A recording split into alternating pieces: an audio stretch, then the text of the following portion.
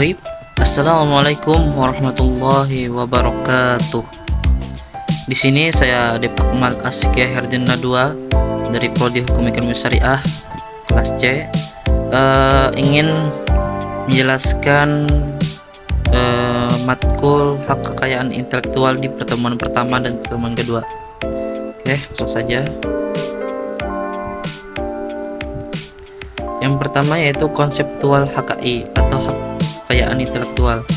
Intelektual atau bisa kita ketahui kerja otak, rasio, nalar, estetika yang menghasilkan karya seni, ilmu, pengetahuan dan teknologi atau invensi. Hak milik imaterial atau property rights yang terpisah dengan hasil materi yang menjadi bentuk jelmaannya.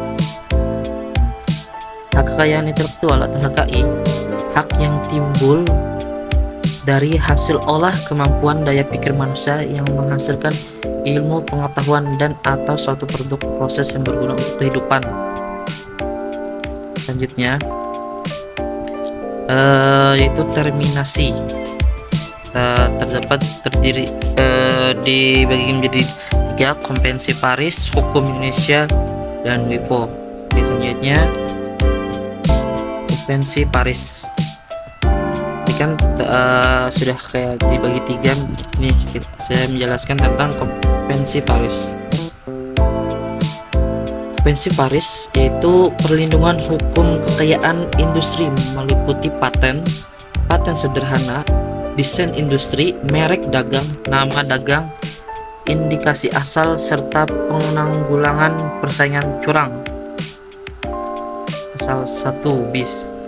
Lalu ada juga hukum Indonesia, hak eksklusif yang diberikan pemerintah sebagai hasil yang diperoleh dari kegiatan intelektual manusia dan sebagai tanda yang dipergunakan dalam kegiatan bisnis, serta termasuk ke dalam hak kebendaan, hak berwujud yang memiliki nilai ekonomi. Lalu yang ketiga yaitu WIPO.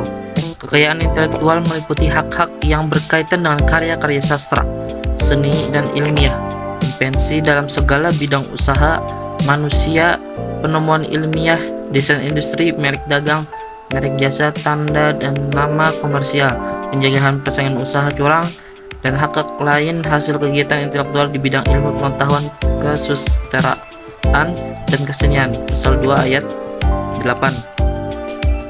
Lalu ada juga tujuan perlindungan kekayaan intelektual. Terdapat di pasal 7 TRIPS yang bertujuan untuk mendorong timbulnya inovasi, pengalihan, dan penyebaran teknologi yang diperolehnya manfaat bersama antara penghasil dan pengguna pengetahuan teknologi, menciptakan kesejahteraan sosial dan ekonomi serta keseimbangan antara hak dan kewajiban. Oke, selanjutnya adapun sistem perlindungan HKI tersebut berupa hak bersifat privat atau private right atau individual, monopolistik, dan terbatas. Jadi kayak bersifat privat kayak gitu. Nah, lalu ada juga setiap orang penemu, pencipta, pemegang hak berhak dan bebas melakukan permohonan perlindungan dan ketentuan berlaku. Jadi semua orang tuh maksudnya setiap orang tuh berhak minta perlindungan atas kekayaan intelektual tersebut. Ada juga perbedaan sistem perlindungan antara hak cipta dan hak kekayaan industri. Hak cipta bersifat deklaratif. Perlindungan hukum ada sejak ciptaan diekspresikan kepada umum atau fiksasi. Lalu hak kekayaan industri bersifat konstitutif, harus didaftarkan. Jadi ada perbedaannya ya.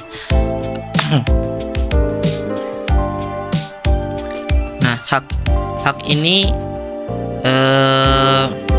ada terbagi dua, yaitu untuk memberi kenikmatan dan keleluasaan kepada individu untuk mengumumkan, memperbanyak, memberikan, mengkomersilkan atau melarang orla untuk itu. Lalu yang kedua yaitu kepentingan yang dilindungi hukum.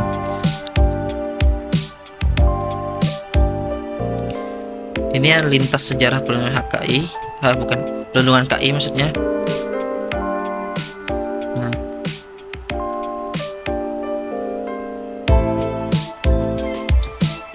kalau kita lihat internasional dari Patent Pen Venezuela Italia 1470 dan ke bawah dan juga itu ada Indonesia.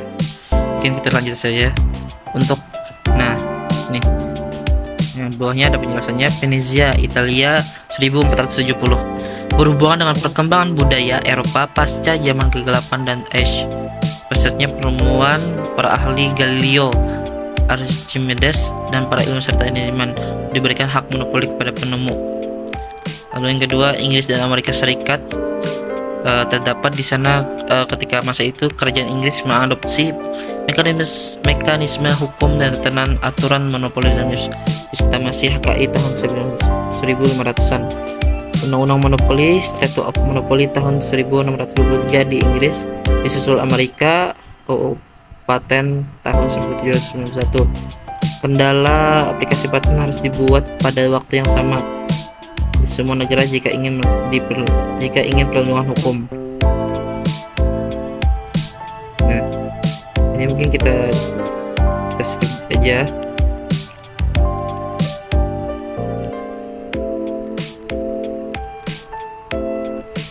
Oke. Selanjutnya yaitu perjanjian internasional terkait HKI.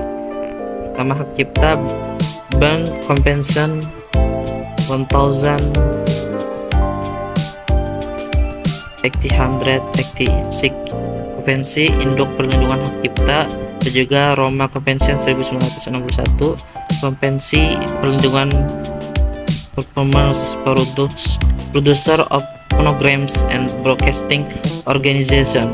Hak paten, Paris Convention 1883, Konvensi Induk Perlindungan Hak Paten, Patent Promotion Treaty 10, dan hak merek Trademark Law Treaty.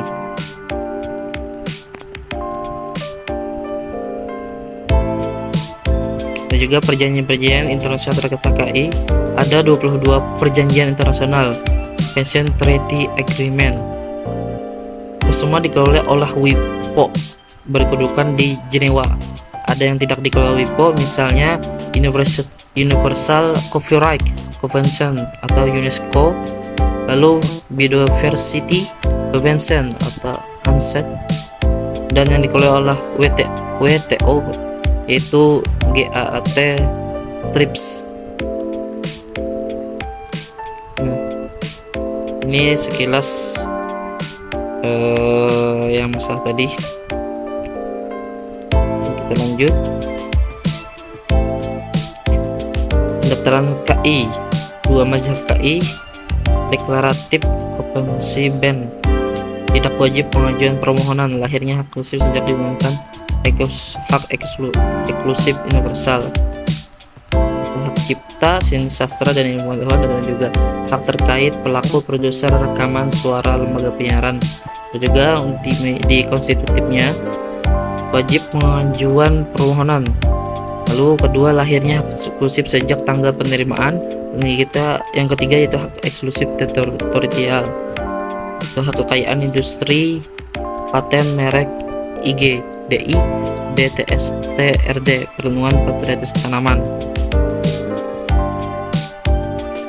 Jenis HKI sesuai ketentuan WIPO Undang-Undang 7 1994. Itu ada hak cipta atau copyright, ada juga di masalah industrial property, paten, desain industri, merek,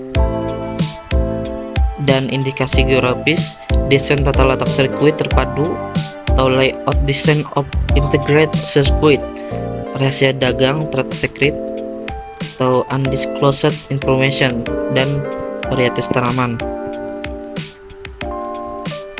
Oke, untuk yang keduanya, di part 2-nya atau yang keduanya itu HKI dalam perspektif hukum Islam. Ada termasuk konsep hartanya yaitu mal, dasar hukum, dan fatwa MUI.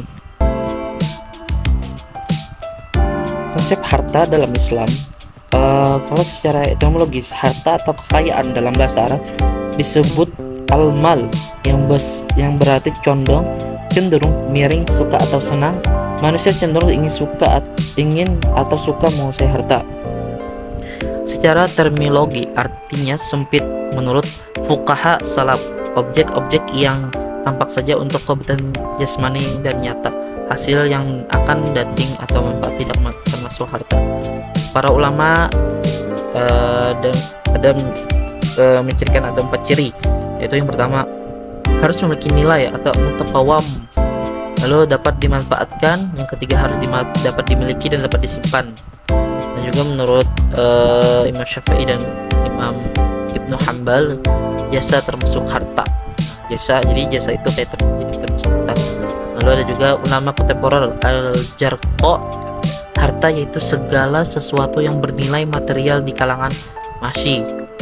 Lalu kitab Hes bab 1 pasal 1, au amwal, sesuatu benda yang dapat dimiliki, dikuasai, usahakan dan dialihkan, baik benda berwujud atau tidak, terdaftar atau tidak, bergerak atau tidak, dan hak yang punya nilai ekonomi.